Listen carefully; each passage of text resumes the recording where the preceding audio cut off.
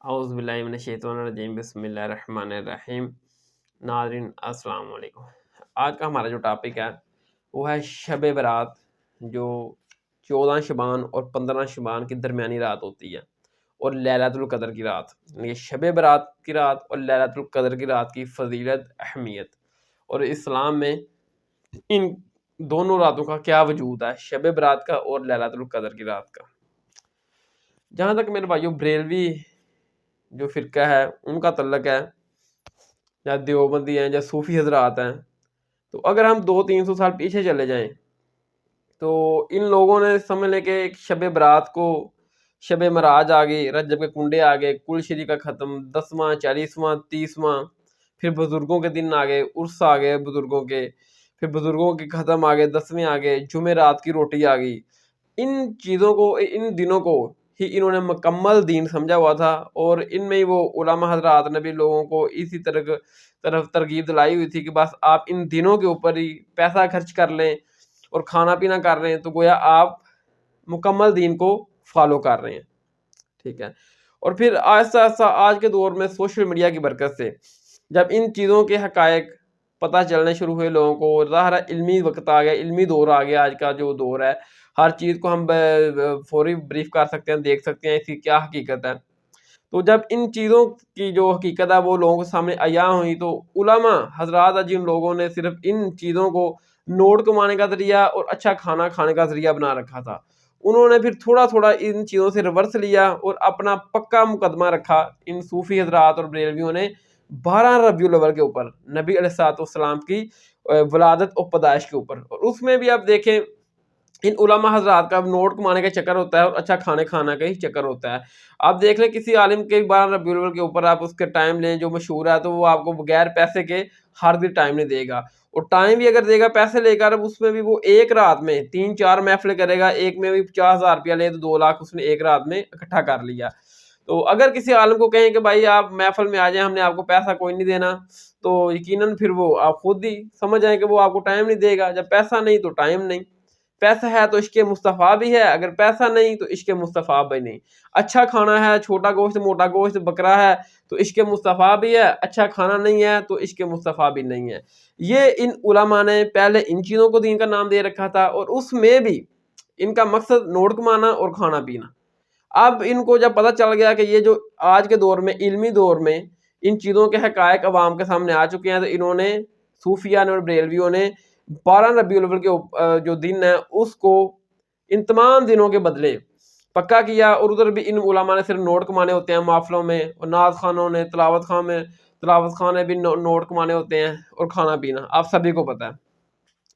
اب آ جائیں میرے بھائیوں شیعہ حضرات جو ہیں، وہ تو میرے بھائیوں ان کے تو ہر ہفتے ہی کسی نہ کسی امام کی ولادت چلتی رہتی ہے، کسی امام کی پیدائش آ گئی، کسی کی ولادت آ گئی، تو وہ تو ہر جمعرات ہی ان کی تو، بلکہ ہر جمعرات ہی نا وہ ان علماء کی جمعرات ہوتی ہے، اور کھانا پینا اور نوٹ وغیرہ کا پروگرام ہوتا ہے۔ تو پھر انہوں نے اس سے بڑھ کر وہ حضرت علی رضی اللہ تعالیٰ عنہ علیہ السلام اجمعین کی جو نا وہ ولادت اور پیدائش کے معاملات کو لے کر چلے، اور ادھر بھی ان علماء نے بھی ان کے جو ذاکر ہیں انہوں نے نوٹ کمائے اور کھانا پینا کا چکر۔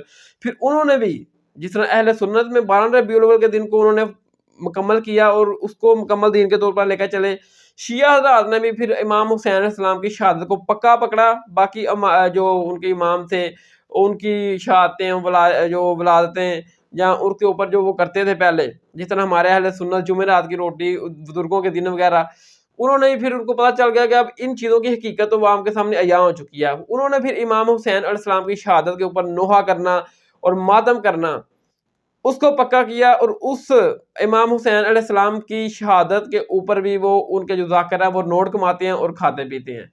کسی بھی ذاکر کو اگر آپ بول دیں کہ بھائی یہ ہے کہ امام حسین علیہ السلام کی محبت تیرے دل میں ہے تو ہم تجھے پیسے تو نہیں دیں گے، ہمارے پاس پیسے نہیں ہیں، تو ہمارے محافل میں مجالس میں آ کر امام حسین علیہ السلام کی شہادت بیان کر۔ وہ کہے گا اگر پیسہ نہیں ہے تو شہادت بھی ہم نہیں بیان کر سکتے۔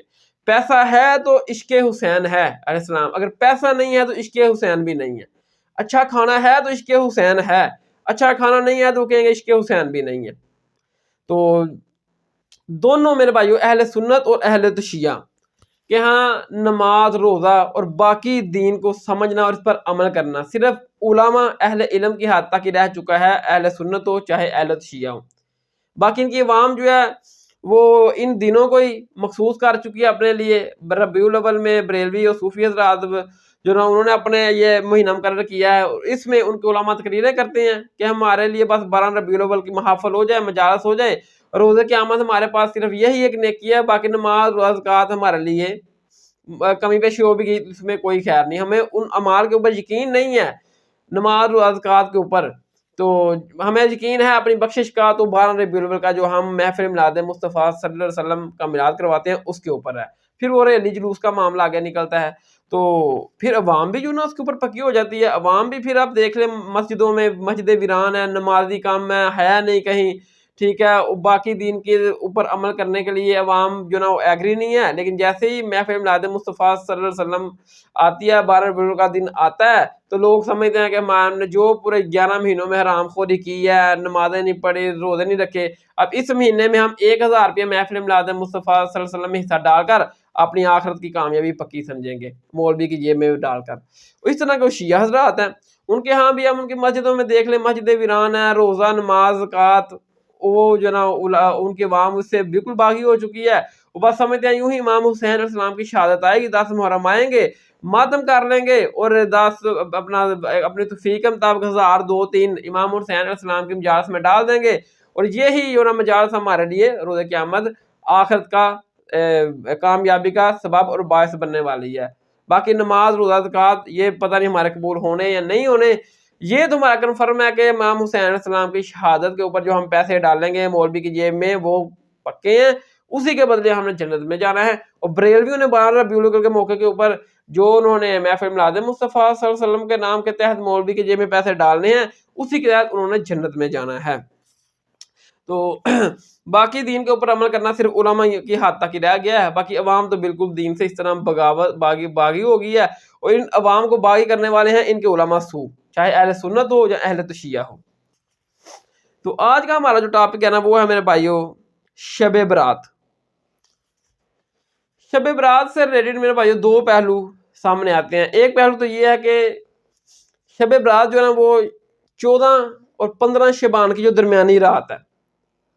ایک پہلو اس کا یہ ہوتا ہے کہ اس رات مغرب سے لے کر رات دیر تک 11-12 بجے تک آتش بازی ہوتی ہے، جس میں پٹاخے چلتے ہیں، انار چلتے ہیں، بارود چلتا ہے، ٹھیک ہے، اور وہ پٹاسے ہیں اور پھول چڑیاں ہیں، اور لڑکیاں جو ہے نا وہ اتنی وہ سمجھ لے کہ ہال ٹائپ بنے ہوتے ہیں. بچپن میں ہم بھی یہ پٹاخے وغیرہ چلاتے تھے، سارے کام کرتے تھے، اور اس میں موم بتیاں رکھ کر وہ اس کو ٹن ٹائم بولا جاتا ہے، وہ لے کر بازاروں میں گھومتی ہیں، اور یہ شب برات کے طور پر اس کو ایسا سیلیبریٹ کیا جاتا ہے. تو اب کیونکہ جو اپنا ادارے یا جو فیکٹریاں یہ بارود بناتی تھی، پٹاخے ہو گئے، انار ہو گئے، پھول چڑیاں ہو گئیاں، ٹھیک ہے، اس قسم کا جو بارود تھا وہ حکومت نے بعض معاملات فیکٹریوں میں ایسا بنا کہ اس بارود کو آگ لگی، پوری فیکٹریاں دھرم برہم ہو گئیں، اور ان کے ساتھ جو فیکٹریاں تھیں ان کو بھی آگ لگی اور وہ بھی دھرم برہم ہوگی. حکومت نے پھر ایسی بارودی کاروائی کی کہ ان تمام چیزوں کے اوپر پابندی لگا دی، ٹھیک ہے نا. اب یہ سمجھ لیں کہ جو پٹاخے ہیں یا انار شرلی وغیرہ جو ہوتے ہیں یہ چیزیں آپ کو نظر آتی ہیں صرف شادی بیاہ موقع کے اوپر. اس کے علاوہ حکومت نے اس کے اوپر مکمل پابندی لگا رکھی ہے. اور یہ تمام چیزیں جو ہیں، یہ تہوار جس طرح ہم مناتے ہیں بارود باری کے ذریعے، یہ ہمارے کیونکہ بڑے جو بزرگ تھے وہ ہندوؤں کے ساتھ رہے ہیں، تو ہندو جو ہے نا وہ ہولی ہوگی، دیوالی ہوگی، اس قسم کے جو ان کے ڈیز آتے تھے ان کو وہ مناتے تھے اس طرح. تو وہی وہ ظاہرا برصغیر پاک و ہند میں جب ایکا تھا، سارے ایک ملک میں رہتے تھے، تو ان کے زیر اثر پھر ہمارے بھی آگے ادھر چیزیں. اب الحمدللہ ہمارے پاکستان میں آسا آسا چیزیں کنٹرول ہو گئی ہیں، حکومت نے پابندیاں لگا رکھی ہیں ان چیزوں کے اوپر. تو ایک تو اس کا پہلو یہ ہے کہ طوفان بدتمیزی ایسا گرم ہوتا ہے مغرب کے بعد کے ٹھا ٹھا کی آوازیں آتی ہیں. دوسرا اس کا پہلو یہ ہے کہ میرے بھائیوں جو مذہبی طبقہ ہے وہ اس رات لمبی چوڑی عبادتیں بتاتے ہیں لوگوں کو، اور اتنے لمبے نوافل بتاتے ہیں جن کا ثبوت قرآن و حدیث کی روشنی میں دور دور تک نہیں نظر آتا. بلکہ میں تو اپنا شب برات کے موقع پر ہی جمعے کا دن تھا، ایک سال کی بات ہے، تو ہمارے اپنے گاؤں میں ہی ایک مساجد میں نا وہ جمعہ کا خطبہ دے رہے تھے علماء صاحب، مولوی حضرات. تو وہ وہی کہانیاں کروا رہے تھے. انہوں نے ایک بزرگوں کی کتاب اپنے سامنے کھول رکھی تھی اور اس میں سے وہ جو بھی بیان کر رہے تھے شب برات کے ریلیٹڈ کہ بس آپ آج کی رات عبادت کر لیں, گویا آپ نے ساری زندگی کی عبادت کر لی. گویا آپ چاہے فرض نماز نہیں پڑھ سکتے تو پڑھیں ضرور, لیکن نہیں پڑھ سکتے تو کوئی بات نہیں, روزے نہیں رکھ سکتے کوئی مسئلہ نہیں, بس آج کی رات آپ عبادت کر لیں تو اللہ تعالیٰ کے حضور آپ کی کامیابی ہو جائے گی. تو یہ شب برات کے فضائل وہ بیان کر رہے تھے اپنے بزرگوں کی کتابوں سے. تو اس قسم کی میرے بھائیوں کوئی چیز قرآن اور صحیح حدیث کی روشنی میں نہیں ملتی, جتنی ملتی ہے وہ میں آج پوری ایمانداری کے ساتھ بتا دوں گا. تو اہل سنت میں میرے بھائیوں شب برات جو ہے نا, برات کہتے ہیں چھٹکارا. تو شب برات چھٹکارے کی رات 14 اور 15 شبان کی جو درمیانی رات ہے, اہل سنت کے نزدیک یہ چھٹکارے کی رات ہے. اور پھر اس رات کا وہ قیام کرتے ہیں اور دن کا 15 شبان کا روزہ رکھتے ہیں. جبکہ اہل تشیعہ جو ہیں وہ بھی اس رات کا اپنا پروگرام انتظام کرتے ہیں, لیکن وہ اہل سنت کی طرح نہیں کرتے. ہمارے اہل سنت تو کہتے ہیں یہ رات چھٹکارے کی رات ہے, اس کی وجہ سے وہ کیا کرتے ہیں انتظام کرتے ہیں, لمبی چوڑی عبادات کرتے ہیں. اہل تشیعہ کے ہاں یہ ہے, وہ کہتے ہیں کہ ہمارے 14 اور 15 کی جو درمیانی رات ہے اس میں امام مہدی کی پیدائش ہوئی تھی, اور امام مہدی ان کے ہاں پیدا ہو چکے ہیں اور غیابت میں جا چکے ہیں. ہمارے اہل سنت کے ہاں امام مہدی جو ہیں وہ آئیں گے قرب قیامت. ان کے نزدیک 14 اور 15 کی جو درمیانی رات ہے اس میں امام مہدی پیدا ہو چکے ہیں اور اب وہ غیابت میں جا چکے ہیں. ٹھیک ہے, وہ شب برات کو 14 اور 15 کی جو درمیانی رات ہے اس کو شب برات کے طور پر نہیں لیتے, بلکہ وہ ان کو امام مہدی کی ولادت کے طور پر وہ بھی ایک پروگرام کرتے ہیں. ٹھیک ہے, تو ہمارے میرے بھائیو صوفی حضرات, بریلوی حضرات اور بعض دیوبندی حضرات وہ کہتے ہیں جو شب برات ہے نا 14 اور 15 شبان کی درمیانی رات, اس رات میں قرآن مجید فرقان حمید نازل ہوا تھا. وہ دلیل دیتے ہیں سورۃ دخان کی, وہ دلیل دیتے ہیں کہ سورۃ دخان میں آیا ہے کہ قسم ہے اس وضاحت والی کتاب کی, یقیناً ہم نے اسے بابرکت رات میں نازل کیا. وہ کہتے ہیں کہ قرآن سورۃ الدخان کی آیت نمبر سورۃ میں آیا کہ قسم ہے اس وضاحت والی کتاب کی, ہم نے اسے نازل کیا بابرکت رات میں. وہ کہتے ہیں یہ جو ہے نا قرآن میں کہ ہم نے اسے بابرکت رات میں نازل کیا, وہ بابرکت رات شب برات کی رات تھی, 14 اور 15 شبان کی درمیانی رات. ہم ڈرانے والے ہیں, اسی رات میں ہر ایک مضبوط کام کا فیصلہ کیا جاتا ہے. یعنی کہ اسی رات وہ کہتے ہیں کہ تقدیر کے فیصلے ہوتے ہیں, اور اللہ تعالیٰ فرشتوں کے ذمہ تمام جو سال کی ڈیوٹی ہیں وہ اسی رات لگا دیتے ہیں. ٹھیک ہے, اب میرے بھائیو سورۃ دخان میں تو یہ آیا ہے کہ ہم نے اسے ببرکت رات میں نازل کیا. اب ہم دیکھیں گے کہ کیا قرآن میں موجود ہے کہ وہ برکت رات ببرکت رات کون سے مہینے میں ہے. ادھر تو یہ موجود نہیں ہے کہ ہم نے اس کو شبان کی ببرکت رات میں نازل کیا. تو قرآن میں موجود ہے کہ یہ برکت رات جس میں قرآن نازل ہوا وہ کون سا مہینہ ہے, وہ ہے سورۃ البقرہ کی آیت نمبر 185, شہر رمضان الذی انزل فیہ القرآن, کہ رمضان کا مہینہ وہ ہے جس میں ہم نے قرآن کو نازل کیا. اب دیکھیں ہمیں پتہ چل گیا کہ رمضان کا وہ مہینہ ہے جس میں قرآن نازل ہوا, تو لہذا پھر رمضان کے مہینے کی ہی کوئی رات ہوگی جس میں قرآن نازل ہوا. یعنی کہ رمضان کے مہینے کی ہی کوئی بابرکت رات ہوگی جس میں قرآن نازل ہوا. ٹھیک ہے, تو پھر ان لوگوں نے کیا کیا, ایک اور کہانی بنائی. وہ کہتے ہیں قرآن 2 مرتبہ نازل ہوا ہے. ایک مرتبہ قرآن نازل ہوا ہے شبان کے مہینے میں 15 اور 14 کی جو درمیانی رات ہے جس کو شب برات کہتے ہیں, وہ نازل ہوا تھا لوح محفوظ سے آسمان دنیا پر. پھر رمضان کی جو رات ہے, رمضان میں جو ہے نا قرآن میں قرآن کو ہم نے رمضان میں نازل کیا, اللہ تعالیٰ ذات نے بیان کیا. وہ کہتے ہیں قرآن پھر دوسری بار نازل ہوا اپنا رمضان میں آسمان دنیا سے نبی صلی اللہ علیہ وسلم کے اوپر, یعنی کہ زمین کے اوپر تقریباً 23 سال میں. وہ کہتے ہیں قرآن 2 بار نازل ہوا. جب ان سے پوچھا جاتا ہے کہ دلیل کیا ہے میرے بھائیوں کہ قرآن 2 بار نازل ہوا, کوئی قرآن کی آیت بتائیں یا حدیث بتائیں, پھر وہ کہتے ہیں بزرگ فرماتے ہیں. بزرگ ان کے اسی طرح فرماتے تھے جس طرح بزرگ ان کے فرماتے تھے نا کہ رفع دین اس وجہ سے ہوتا تھا کہ بت جو نا وہ نا مشرکین جو مکہ جو تھے وہ بغلوں میں بت رکھ کر آتے تھے, اور رفع دین کرنے سے نا بت گر جاتے تھے. آپ ان کو جب پوچھیں کہ یہ وجہ تھی رفع دین کی, وہ کہتے ہیں نہیں جی. تو ان کو کیا بزرگوں نے اگر پٹیاں نہیں پڑھائی, کہانیاں نہیں پڑھائی, تو کیا فرشتے آ کے ان کو بتا گئے ہیں پھر اس طرح کے معاملات, اس طرح کی باتیں. تو یہ تو میرے بھائیو اتنا بڑا ٹروتھ تھا کہ قرآن میں سے آنا چاہیے تھا کہ اللہ تعالی ذات نے قرآن کو 2 بار نازل کیا, ایک مرتبہ شبان میں نازل کیا, ایک مرتبہ رمضان مبارک میں نازل کیا. ٹھیک ہے لیکن وہی بات آ گئی، دلیل ان کے پاس کوئی نہیں ہوتی. ان لوگوں نے جیسے پہلے اپنے خود ساختہ دن بنا رکھے تھے، جمعرات کی روٹی آ گئی، 11ویں شریف کی روٹی آ گئی، کل تیجا 40ویں کی روٹی آ گئی، رجب کے کنڈے آ گئے، صرف مولوی حضرات کا کھان پین پروگرام اور نوٹ چھاپنے کا ذریعہ. پھر بریلوی حضرات صوفی حضرات ربیع الاول کے اوپر پکے ہو گئے، اور ادھر بھی ان لوگوں نے کیا کیا، ربیع الاول کے محافلوں کے اوپر نوٹ کمانا اور کھانے پینے کا چکر بنا لیا.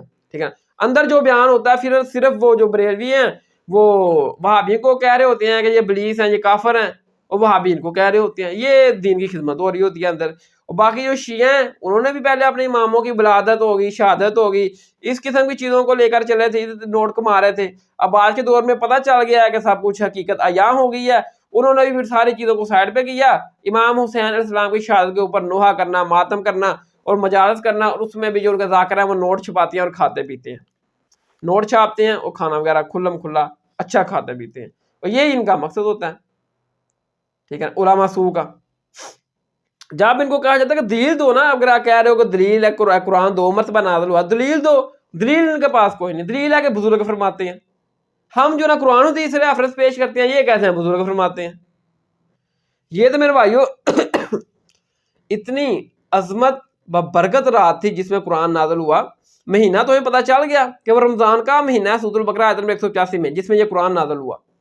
کہ اس رات میں، جس رات میں یہ قرآن نازل ہوا، اللہ تعالی ذات نے اس رات کی فضیلت میں پوری سورت قرآن میں نازل کی. ٹھیک ہے نا، وہ آپ دیکھیں سورۃ القدر جو ہے پوری سورت، یقیناً ہم نے اسے شب قدر میں نازل کیا.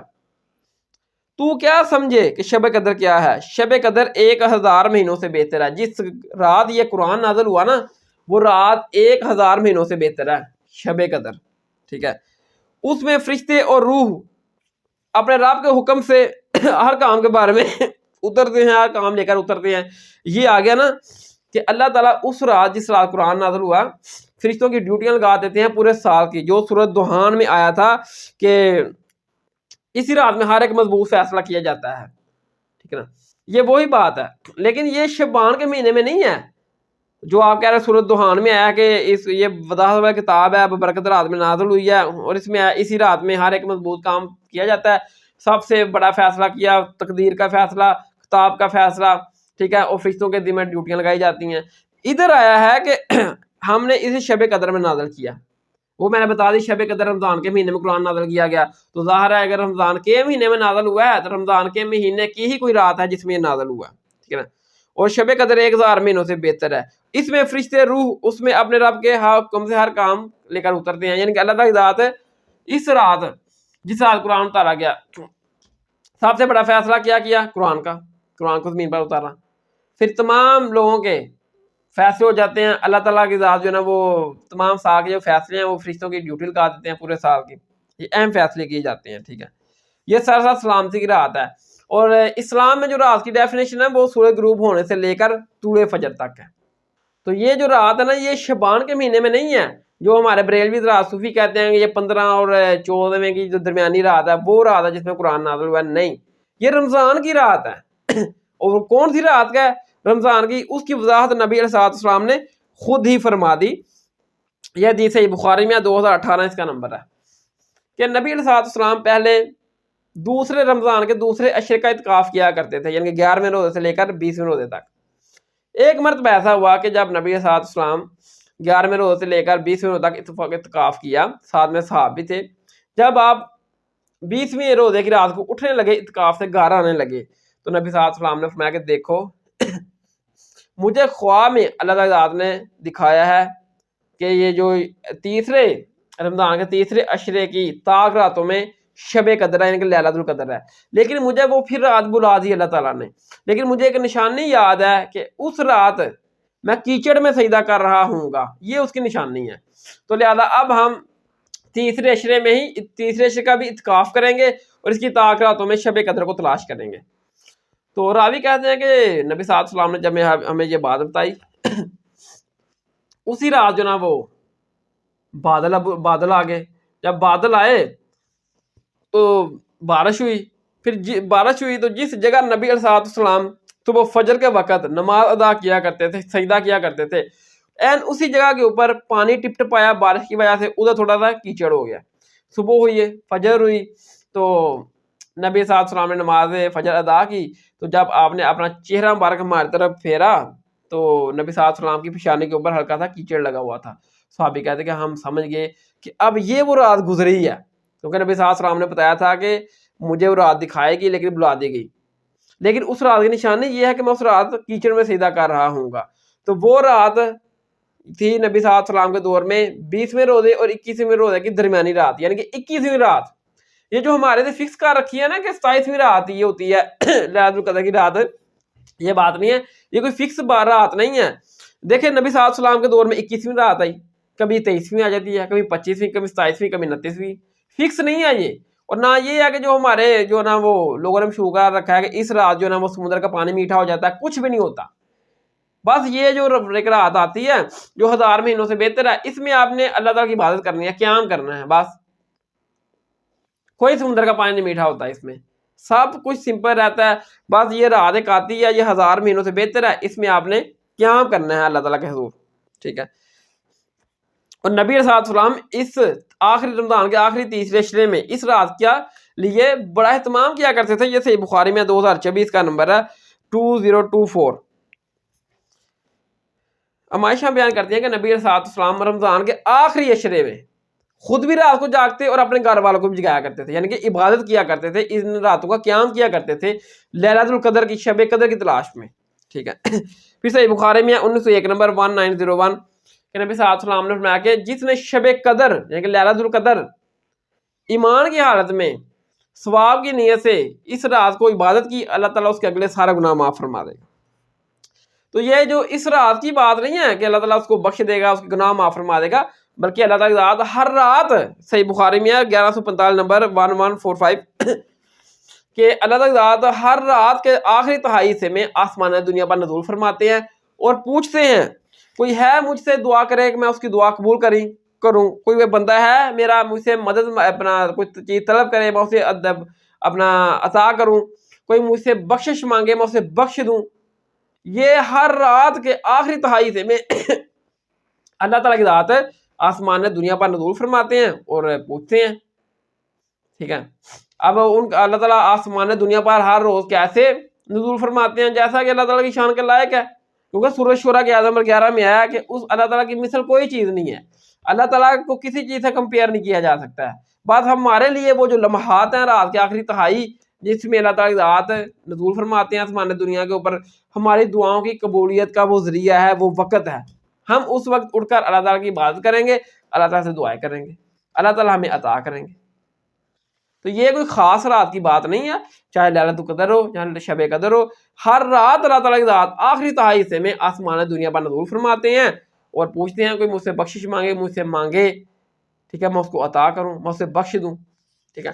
اب میرے بھائیو شب قدر کو پانے کا ایک آسان طریقہ، شارٹ کٹ جو شب قدر ہے، ٹھیک ہے، کیونکہ شب قدر ہے رمضان کے تیسرے آخری عشرے کی طاق راتوں میں 21، 23، 25، 27، 29 میں. ٹھیک ہے. اگر میرے بھائیو ہم انہی صرف طاق راتوں میں 21، 23، 25، 27، 29ویں راتوں کو ہم عشاء کی نماز پڑھیں جماعت کے ساتھ، کوئی رکعت فوت نہ ہو، اور فجر کی نماز پڑھ لیں جماعت کے ساتھ، کوئی رکعت فوت نہ ہو، تو ہم اس لیلۃ القدر کی رات کو پا لیں گے جو 1000 مہینوں سے بہتر ہے. وہ کیسے؟ وہ مشکات میں ہے 630 کا نمبر ہے 630 کہ نبی صلی اللہ علیہ وسلم نے فرمایا کہ جس نے نماز عشاء جماعت کے ساتھ ادا کی گویا اس نے آدھی رات کا قیام کیا، اور جس نے بھی نماز فجر بھی جماعت کے ساتھ ادا کی گویا اس نے ساری رات کا قیام کیا. ایک بندہ ہے میرے بھائیو اگر وہ ساری رات نہیں بھی جا سکتا، 4 فرض 4 رکعتیں جو عشاء کی ہیں وہ جماعت کے ساتھ پڑھتا ہے گویا اس نے آدھی رات کا قیام کیا. صبح کی 2 رکعتیں فرض جماعت کے ساتھ پڑھتا ہے گویا اس نے ساری رات کا قیام کیا. ٹھیک ہے. تو اگر وہ ان راتوں میں صرف عشاء اور فجر جماعت کے ساتھ پڑھ لے گا، ساری رات کا قیام اس کے مقدر میں لکھ دیا جائے گا. اور کون سی بھی رات ہوگی 21ویں، 23ویں، 25ویں، 27ویں، 29ویں، اس میں اس کا قیام ہو جائے گا، اس کو لیلۃ القدر کی فضیلت مل جائے گی جو 1000 مہینوں سے بہتر ہے. اس طرح کا ایک اور شارٹ کٹ ہے مشکات میں 2047 نمبر کہ نبی علیہ السلام نے فرمایا کہ جو بندہ رمضان المبارک کے روزے رکھے مکمل، اس کے بعد شوال کے 6 روزے رکھے گویا اس نے سال بعد کے روزے رکھے. ایک بندہ رمضان کے پورے روزے رکھے, اس کے بعد شوال کے 6 روزے رکھ لے, گویا اس نے پورا سال کے روزے رکھے.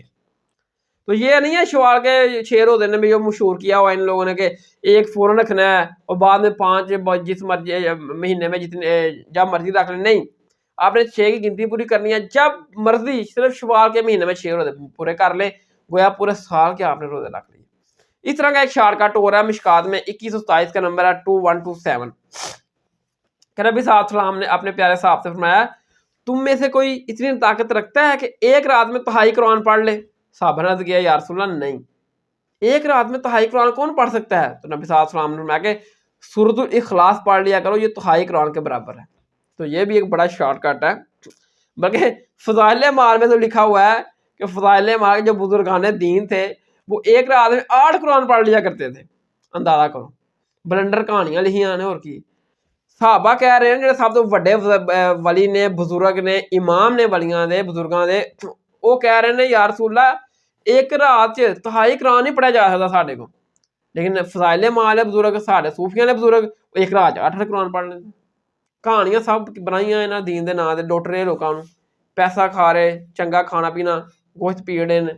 ٹھیک ہے, تو یہ تھی میرے بھائیو شب قدر, لیلۃ القدر کی جو فضیلت تھی اور اس کو کیسے حاصل کیا جا سکتا ہے. اور جو وہ دلیل دیتے تھے کہ قرآن 2 مرتبہ نازل ہوا ہے, ایک شعبان میں ایک رمضان میں, وہ تو بالکل ان کی باطل بات تھی. دلیل ان کے پاس کوئی نہیں. جو دلائل تھے وہ میں نے بتا دیے کہ وہ صرف شب قدر لیلۃ القدر کی فضیلت ہے اور اسی رات میں قرآن نازل ہوا ہے, نہ کہ شب برات میں 14-15 کی جو درمیانی رات ہے شعبان المبارک کی, اس میں نہیں. اب میرے بھائیو شب برات کے حوالے سے جو 14-15 شعبان کی درمیانی رات ہے اس کے حوالے سے جو دلائل پیش کی جاتی ہیں وہ 5 احادیث ہیں, ایک تابعی کا قول ملا کر وہ پیش کی جاتے ہیں دلیل کے طور پر. ان کو ہم دیکھیں گے کہ وہ صحیح ہیں یا ضعیف ہیں یا منقطع ہے, اس کی جو سند ہے اس میں کیا کیا عیب موجود ہے, وہ ہم اس کو ڈسکس کریں گے. ٹھیک ہے, حدیث نمبر 1 یہ مشکات میں ہے, 1299 کا نمبر ہے, اور یہ ترمذی میں بھی ہے, 739 کا نمبر ہے. عائشہ بیان کرتی ہیں کہ ایک رات نبی صلی اللہ علیہ وسلم میرے بستر پر آرام فرما رہے تھے کہ اچانک میں نے دیکھا رات کو کہ نبی صلی اللہ علیہ وسلم میرے بستر پر موجود نہیں تھے. میں نے گمان کیا کہ نبی علیہ السلام اپنے کسی دوسرے گھر چلے گئے ہوں گے, اپنے کسی دوسری بیوی کی طرف چلے گئے ہوں گے. تو نبی صلی اللہ علیہ وسلم نے فرمایا کہ نہیں, میں بقیع قبرستان گیا تھا, کیونکہ نصف شعبان کی رات یعنی کہ 14 اور 15 شعبان کی جو درمیانی رات ہے, اس رات اللہ تعالیٰ آسمان دنیا پر نازل ہوتے ہیں, نزول فرماتے ہیں. اور عرب کا جو کلب قبیلہ ہے, جو بہت بڑا قبیلہ تھا, کلب قبیلے کی بکریوں کے بالوں سے بھی زیادہ لوگوں کی مغفرت فرما دیتے ہیں. اور مشکات میں الفاظ ہیں ان لوگوں کی مغفرت فرماتے ہیں جن کے اوپر جہنم واجب ہو چکی ہوتی ہے. یعنی کہ جو شب برات ہے 14 اور 15 شعبان کی درمیانی رات, اس کی یہ فضیلت اس حدیث میں یہ بیان کی جاتی ہے. لیکن اس ترمذی میں اس کے نیچے ہی امام ترمذی نے کومنٹ کیے کہ میرے استاد امام بخاری کہتے تھے کہ یہ حدیث ضعیف ہے. اس کے علاوہ اس میں تدلیس کا بھی ایشو ہے, اس کی سند بھی منقطع ہے, راویوں کی ملاقات بھی ثابت نہیں ہے, سند بھی منقطع ہے. اس کے علاوہ شیخ زبیر زئی نے جب مشکات میں اس کے حکم لگایا, اس نے کہا کہ میں نے اس کی تمام تر روایتیں جمع کی اور ان کی سندیں کمزور تھیں. یعنی کہ اس میں تدلیس کا ایشو, امام بخاری کہتے ہیں یہ ضعیف, میں نے اس کو نہیں نقل کیا امام بخاری نے اپنی کتاب میں صحیح بخاری میں, سند منقطع. شیخ زبیر زئی کہتے ہیں اس کی باقی جو روایتیں ہیں وہ بھی کمزور ہیں. اتنے سخب اتنے عائب اس کی سند میں موجود ہے, لیکن یہ بیان کی جاتی ہے شب برات کے حوالے سے, تو یہ بالکل ضعیف ہے, کوئی یہ فضیلت ثابت نہیں ہے. حدیث نمبر 2 یہ ماجہ میں ہے, ابن ماجہ میں 1388 اس کا نمبر ہے 1388, مشکات میں بھی ہے 1308 اس کا نمبر ہے 1308 کہ نبی صلی اللہ علیہ وسلم نے فرمایا کہ نصف شعبان یعنی کہ 14 اور 15 شعبان کی جو درمیانی رات ہے جس کو شب برات بولتے ہیں, نصف شعبان کی رات کا قیام کرو اور دن کا روزہ رکھو, کیونکہ اس رات اللہ تعالیٰ سورج غروب ہونے کے ساتھ ہی آسمان دنیا پر نزول فرماتے ہیں اور پوچھتے ہیں کوئی ہے جو مجھ سے بخشش مانگے میں اسے بخش دوں, کوئی ہے جو مجھ سے رزق مانگے میں اس کو رزق عطا کروں, کوئی ہے جو مجھ سے عافیت مانگے میں اس کو عافیت عطا کروں. اور یہ سلسلہ طلوع فجر تک جاری رہتا ہے.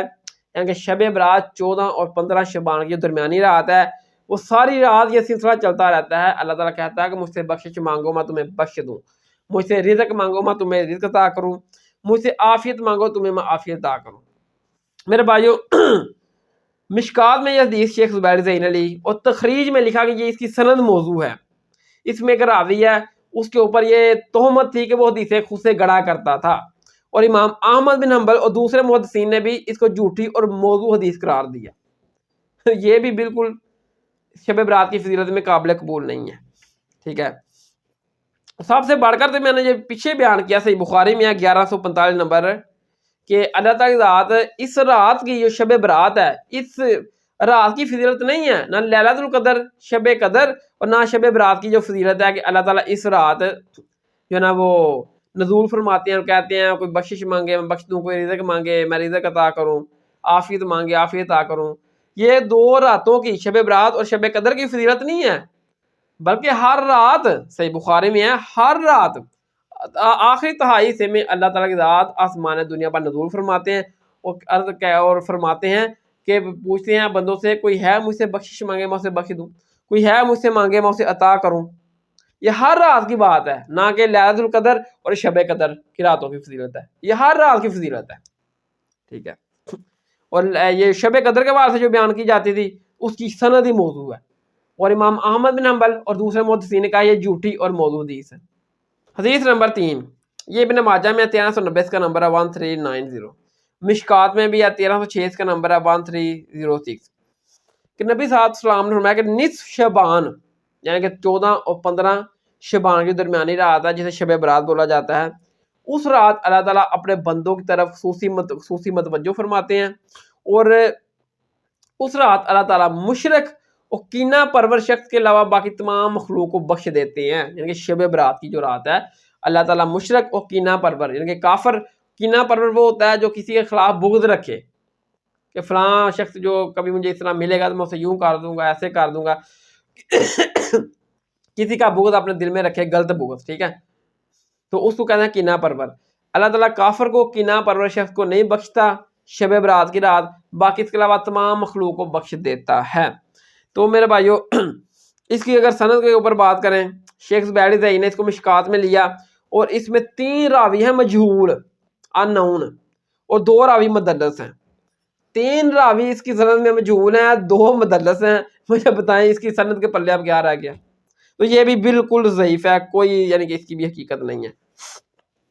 حدیث نمبر 4 یہ شعب الایمان میں ہے 3820 کا نمبر ہے 3820، مشکات میں بھی یہ موجود ہے 1305 اس کا نمبر ہے۔ اسامہ بن زیاد کا عرض کرتے ہیں کہ یا رسول اللہ میں نے دیکھا کہ آپ جتنے نفلی روزے شعبان کے مہینے میں رکھتے ہیں اور کسی مہینے میں روزے نہیں اتنے نفلی رکھتے، اس کی کیا وجہ ہے؟ تو نبی صلی اللہ علیہ وسلم نے فرمایا کہ اسامہ شعبان کا وہ مہینہ ہے کہ جس میں لوگوں کے نامہ اعمال اللہ تعالیٰ کی بارگاہ میں پیش کیے جاتے ہیں، میں چاہتا ہوں کہ جب میرا نامہ اعمال اللہ تعالیٰ کی بارگاہ میں پیش کیا جائے تو میں روزے کی حالت میں ہوں۔ پھر اسامہ بن زیاد کا عرض کرتے ہیں یا رسول اللہ آپ ہر سوموار اور ہر جمعرات کا روزہ رکھتے ہیں، اس کی کیا وجہ ہے؟ تو نبی صلی اللہ علیہ وسلم نے فرمایا کہ اسامہ ہر جمعرات اور ہر پیر سوموار کی رات نامہ اعمال اللہ تعالیٰ کی بارگاہ میں پیش کیے جاتے ہیں، میری یہ خواہش ہے کہ جب میرا نامہ اعمال اللہ تعالیٰ کی بارگاہ میں پیش کیا جائے تو میں روزے کی حالت میں ہوں، ٹھیک ہے۔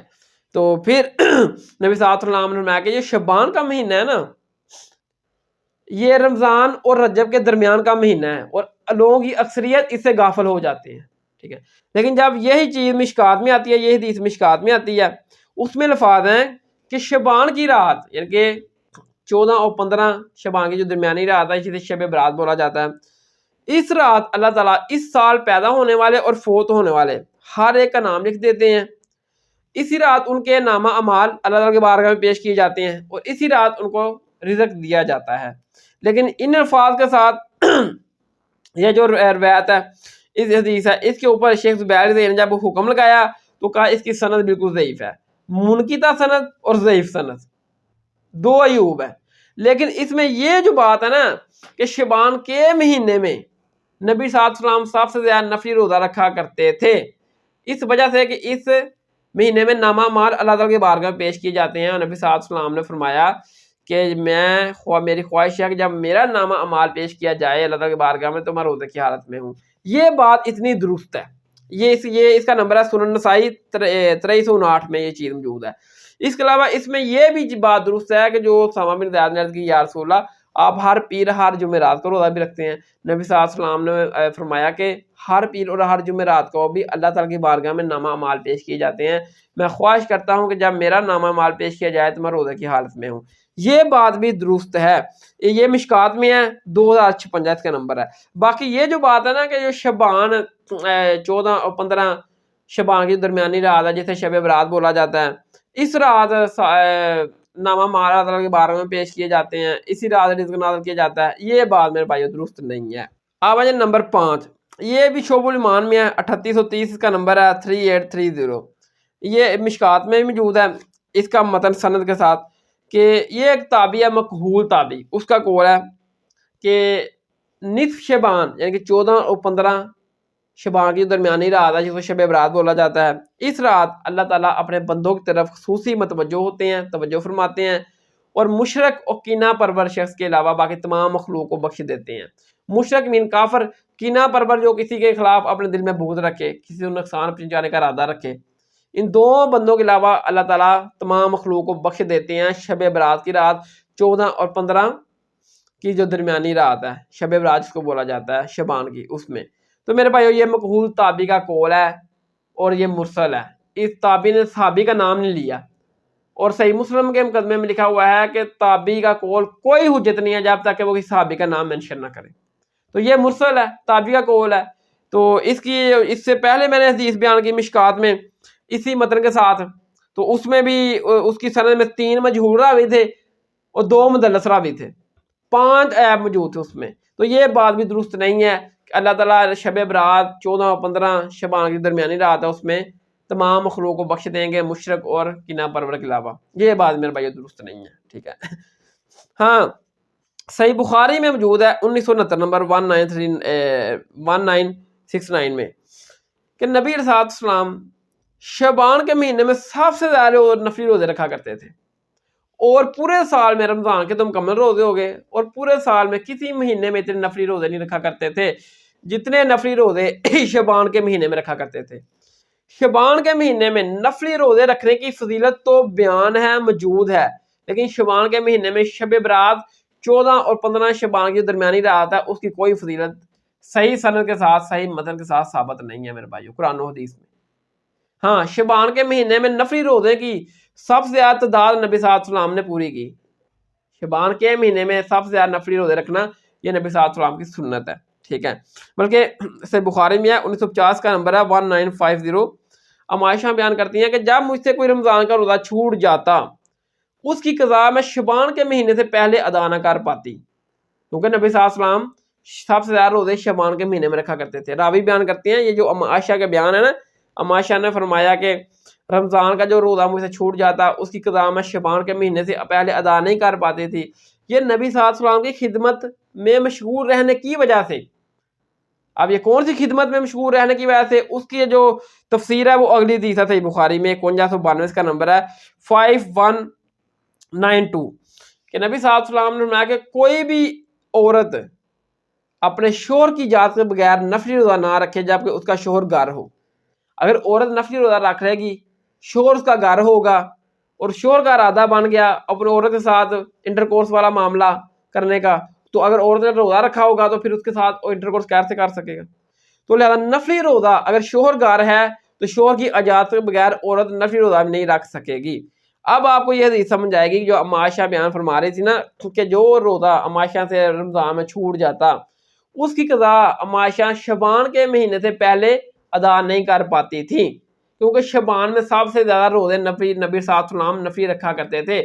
جب نفلی روزے سب سے زیادہ نبی صلی اللہ علیہ وسلم شبان میں رکھا کرتے تھے، جب نبی صلی اللہ علیہ وسلم نے خود ہی شبان میں نفلی روزہ رکھ لیا، اب عائشہ کو اب نبی صلی اللہ علیہ وسلم سے اجازت لینے کی ضرورت ہی نہیں ہے، اب عائشہ بھی اپنا روزہ رکھ لیتی جو رمضان کا روزہ عائشہ سے چھوٹ جاتا۔ اب آپ کو سمجھ آ گئی، کیونکہ عائشہ کو پتا تھا کہ نبی صلی اللہ علیہ وسلم خود روزے سے ہیں، تو مجھے بھی موقع مل گیا تو میں بھی اپنا روزہ رکھ لوں جو مجھ سے رمضان میں چھوٹ گیا۔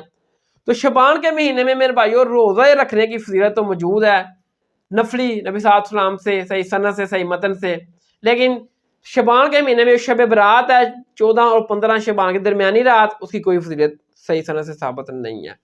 ایک اور حدیث ہے مشکات میں 2056 اس کا نمبر ہے 2056 کہ نبی صلی اللہ علیہ وسلم نے فرمایا کہ آپ ہر پیر اور ہر جمعرات کا روزہ رکھا کرتے تھے۔ تو نبی صلی اللہ علیہ وسلم نے فرمایا کہ میں ہر پیر اور ہر جمعرات کا روزہ اس لیے رکھتا ہوں کہ ہر پیر اور ہر جمعرات کو نامہ اعمال اللہ تعالیٰ کی بارگاہ میں پیش کی جاتی ہیں۔ میری یہ خواہش ہے کہ جب میرا نامہ اعمال پیش کیا جائے تو میں روزے کی حالت میں ہوں۔ ایک تو یہ ہے نا جو صحیح مسلم میں ہے 2750 نمبر 2750 کہ نبی صلی اللہ علیہ وسلم ہر پیر کا روزہ ہر سوموار کا روزہ رکھا کرتے تھے۔ تو پوچھا تو نبی صلی اللہ علیہ وسلم نے فرمایا کہ اسی دن یعنی کہ سوموار کے دن میں پیدا ہوا اور اسی دن مجھ پر پہلی وحی نازل کی گئی، اس کی خوشی میں سوموار کا روزہ رکھتا ہوں۔ ٹھیک ہے، اب میرے بھائیو دیکھیں رزلٹ کیا نکلا کہ شعبان کے مہینے میں ہی نامہ اعمال پیش کیے جاتے ہیں اللہ تعالیٰ کی بارگاہ میں۔ پورے سال کے جو نامہ اعمال ہے نا وہ شعبان کے مہینے میں اللہ تعالیٰ کی بارگاہ میں پیش کیے جاتے ہیں۔ شعبان کی جو شب برات کی رات ہے 14 اور 15 شعبان کی درمیانی رات ہے اس رات کو نہیں پیش کی جاتے واللہ عالم، لیکن شعبان کا وہ مہینہ ہے جس میں نامہ اعمال پیش کیے جاتے ہیں پورے سال کا ریکارڈ۔ اس کے علاوہ ہر سوموار ہر جمعرات کو بھی اللہ تعالیٰ کی بارگاہ میں نامہ اعمال پیش کیے جاتے ہیں، یہ ہفتے وار کا ریکارڈ۔ روزانہ بھی اللہ تعالیٰ کی بارگاہ میں ہر مسلمان کے نامہ اعمال پیش کیے جاتے ہیں، یہ صحیح بخاری میں ہے 555 کا نمبر ہے 555 کہ نبی صلی اللہ علیہ وسلم نے فرمایا کہ دن رات میں فرشتوں کی ڈیوٹیاں چینج ہوتی ہیں اور کچھ فرشتوں کی ڈیوٹی فجر کے وقت لگتی ہے، کچھ کی عصر کے وقت لگتی ہے ڈیوٹی۔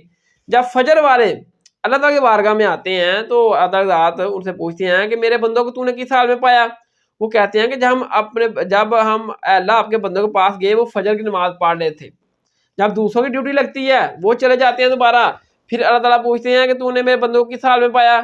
وہ کہتے ہیں کہ یا اللہ ہم جب آئے تو تیرے بندے عصر کی نماز پڑھ رہے تھے، اب جب ہم جائیں گے پھر وہ فجر کی پڑھ رہے ہوں گے۔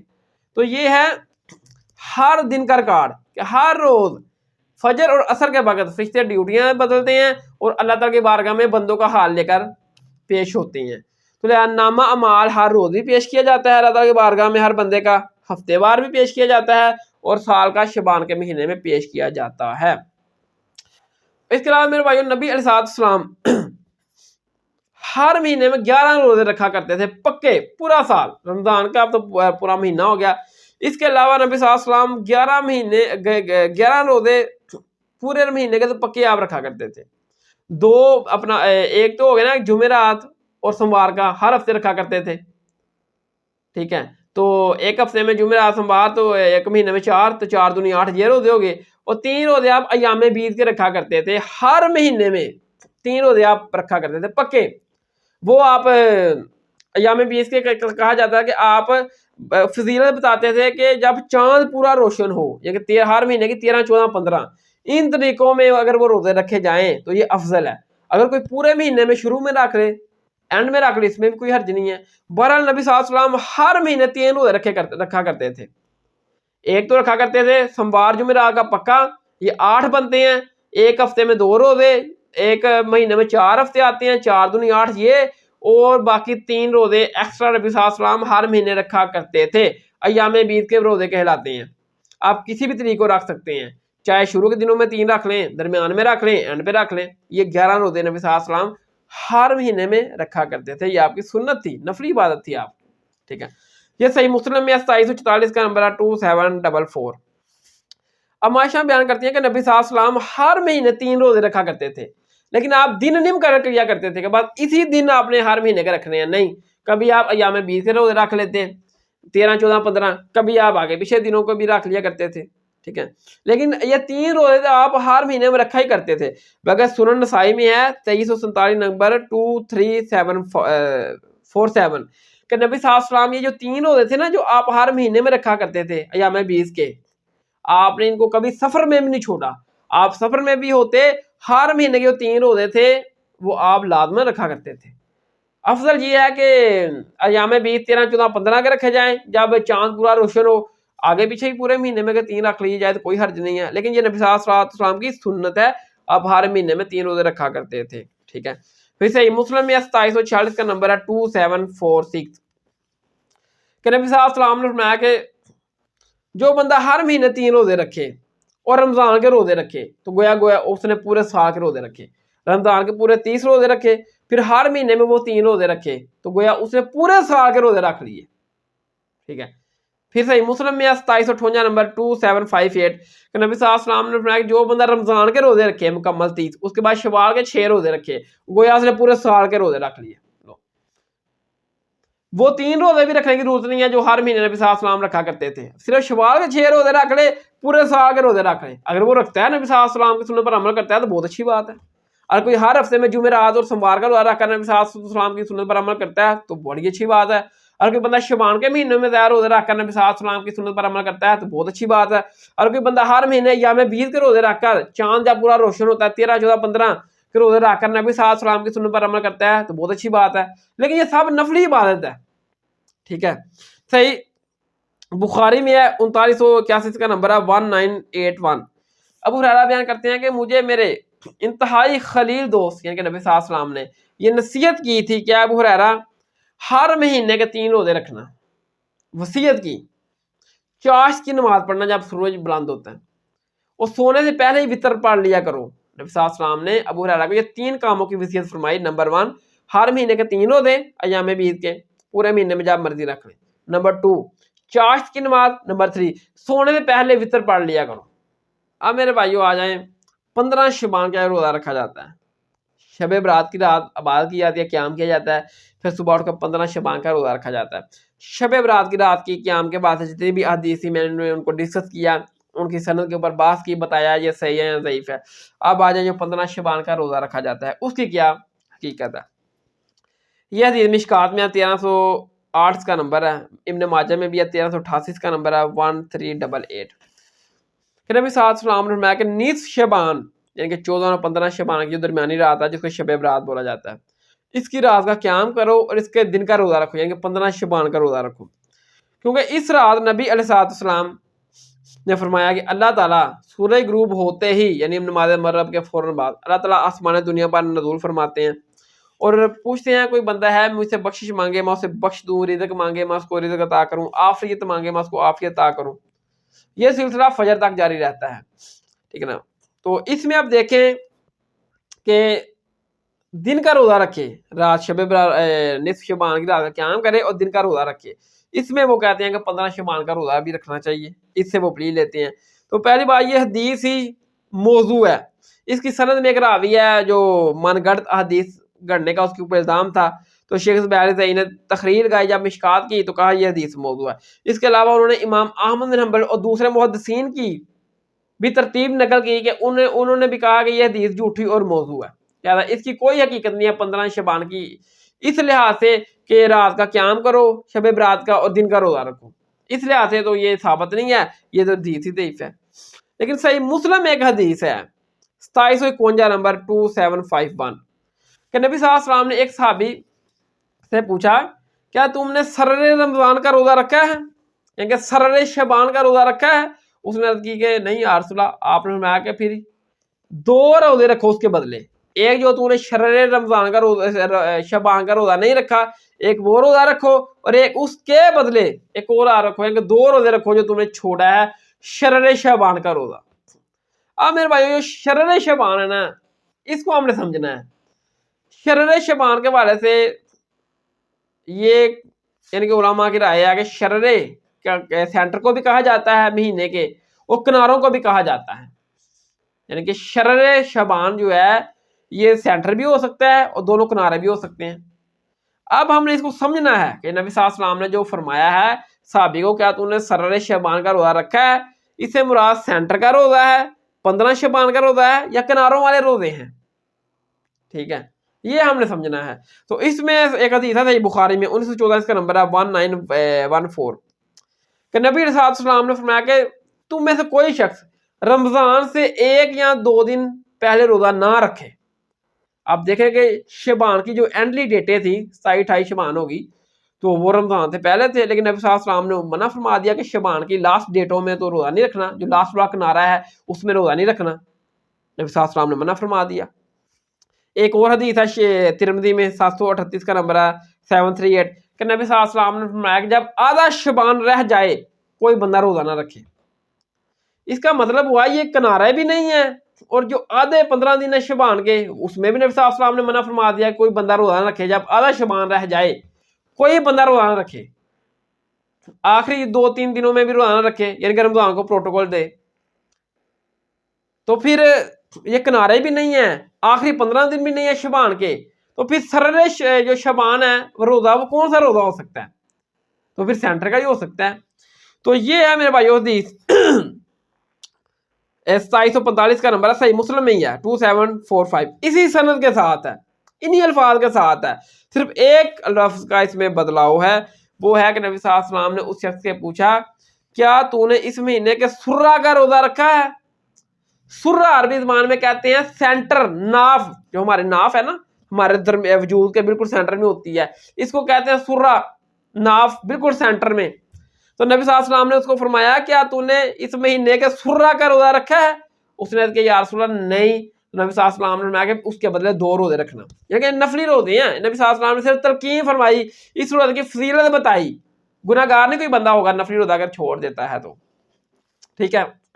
تو میرے بھائیو یہ سرہ ہے نا یہ سینٹر ناف ہے, تو ناف وجود کے سینٹر میں ہوتی ہے, تو یہ بھی جو سرہ کا روزہ ہے یہ بھی مہینے کے سینٹر میں آتا ہے, تو یہ 15 شبان کا ہی روزہ بنتا ہے. لیکن اس روزے کو 15 شبان کے روزے کو آپ نے شب برات سے ریلیٹ کرنا, جو میں نے پہلے حدیث بیان کی کہ نبی صلی اللہ علیہ وسلم نے فرمایا کہ اس رات نصف شبان کی رات کا قیام کرو, شب برات جس کو بولتے ہیں, اور دن کا روزہ رکھو 15 شبان کا. نہیں, وہ تو روایتی موضوع ہے, یہ روزہ علیحدہ سے ہے, علیحدہ نبی صلی اللہ علیہ وسلم نے اس کی تلقین فرمائی ہے. ویسے بھی یہ نبی صلی اللہ علیہ وسلم کا عمومی سنت طریقہ تھا کہ آپ ہر مہینے 3 روزے رکھا کرتے تھے, اس میں یام بیت کے بھی آپ روزہ رکھے کرتے روزہ رکھا کرتے تھے 13, 14 اور 15. تو 13 شبان, 14 شبان, 15 شبان, تو یہ نبی صلی اللہ علیہ وسلم کا عمومی عمل بھی تھا نا, ایام بیت کے روزے 13, 14, 15 رکھا کرتے تھے نبی صلی اللہ علیہ وسلم. تو یہ 15 شبان کا یہ روزہ ہے, اس کی شب برات کے ساتھ کوئی ریلیٹڈ نہیں ہے, کوئی فضیلت نہیں ہے, کوئی کنیکٹ نہیں ہے. یہ علیحدہ سے نبی صلی اللہ علیہ وسلم نے 15 شبان کے روزے کی تلقین کی ہے, تو اس کی بڑی فضیلت ہے. نبی صلی اللہ علیہ وسلم نے اس کو کہا کہ کیا تو نے سرر شبان کا روزہ رکھا ہے, کیا تو نے اس مہینے کے سرہ کا روزہ رکھا ہے؟ اس نے کیا نہیں یا رسول اللہ. تو پیارے مصطفیٰ صلی اللہ علیہ وسلم نے فرمایا کہ پھر اس کے بدلے 2 روزے رکھو, ایک جو تو نے اس مہینے کے سرہ کا روزہ رکھا, ایک 15 شبان کا روزہ رکھا, ایک یہ روزہ رکھو, ایک اس کے بدلے پلنٹے کے طور پر ایک اور روزہ رکھو, ٹھیک ہے. تو یہ روزہ تھا 15 شبان کا, نہ کہ شب برات کا, اس سے کوئی تعلق نہیں ہے. جو روزے شب برات کے روزے کی والی حدیث تھی وہ موضوع حدیث ہے, وہ تو میرے بھائی موضوع حدیث ہے, اس کی کوئی فضیلت نہیں ہے. تو لہٰذا اتنی گفتگو سے یہ ثابت ہوا کہ نصف شبان 14 اور 15 کی جو درمیانی رات ہے شب برات ہے, اس کی کوئی فضیلت صحیح سند سے صحیح حدیث سے ثابت نہیں ہو سکی, اور نہ اس حوالے سے 15 جو شبان ہے شب برات کے ساتھ ڈیٹ کر کے 15 شبان جو ہوتا ہے رات گزرنے کے بعد دن آتا ہے, اس کے روزے کی کوئی یعنی کہ کوئی ثابت نہیں ہے. وہ روزہ بھی علیحدہ سے 15 شبان کا روزہ ثابت ہے, وہ میں نے بیان کر دیا کس طرح ثابت ہے. اس کو آپ شب برات سے کبھی بھی نہیں جوڑ سکتے. اللہ تعالیٰ سے دعا کہ جو حق بات میں نے کہی ہمارے دلوں میں راسخ فرمائے, جذبات میں اگر کوئی ایسے الفاظ میری زبان سے نکل گئے ہیں تو مجھے معاف فرمائے. ناظرین السلام علیکم.